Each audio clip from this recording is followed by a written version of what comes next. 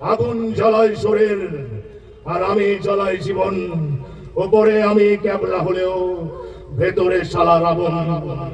আগুন জ্বালাই শরীর আর আমি জ্বালাই জীবন। ওপরে আমি ক্যাবলা হলেও ভেতরে শালা রাবণ। জয় তারা, জয় তারা। নবীন, বোনের খেয়াল রাখিস বাবা, বোনের খেয়াল রাখিস।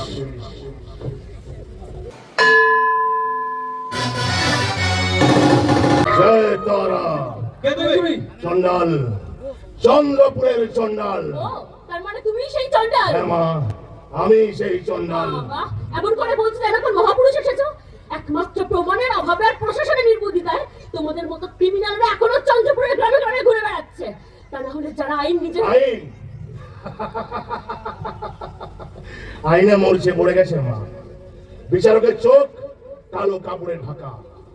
সাধারণ মানুষ সত্য মিথ্যার সন্ধানে উন্মাদের মতো ছুটে চলেছে।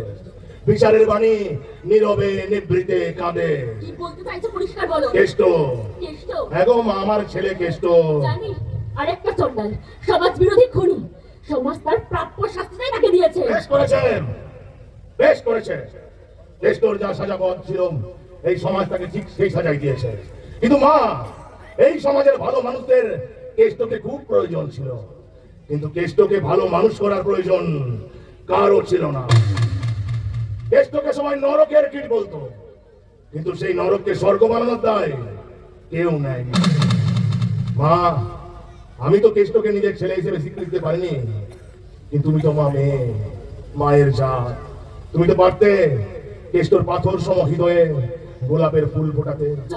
আসলে কি জানো তো মা, কেষ্ট কৃষ্ণ হতে চেয়েছিল, তাই কেষ্টকে মরতে হলো। আসলে আসলে কেষ্ট ছিল অমৃতের মতো। এই সমাজ বেশি ব্যবহার করে তাকে বিষে রূপান্তরিত করেছিল। কেষ্ট চাঁদের যোগ্য ছেলে উঠতে পারেনি। হয়ে উঠতে পারতো, তাহলে কেষ্টকে অকালে মরতে হতো না। এই সমাজ, এই জনগণ, এই রাজ্য, এই দেশ এখন চাঁদেদের পছন্দ করে।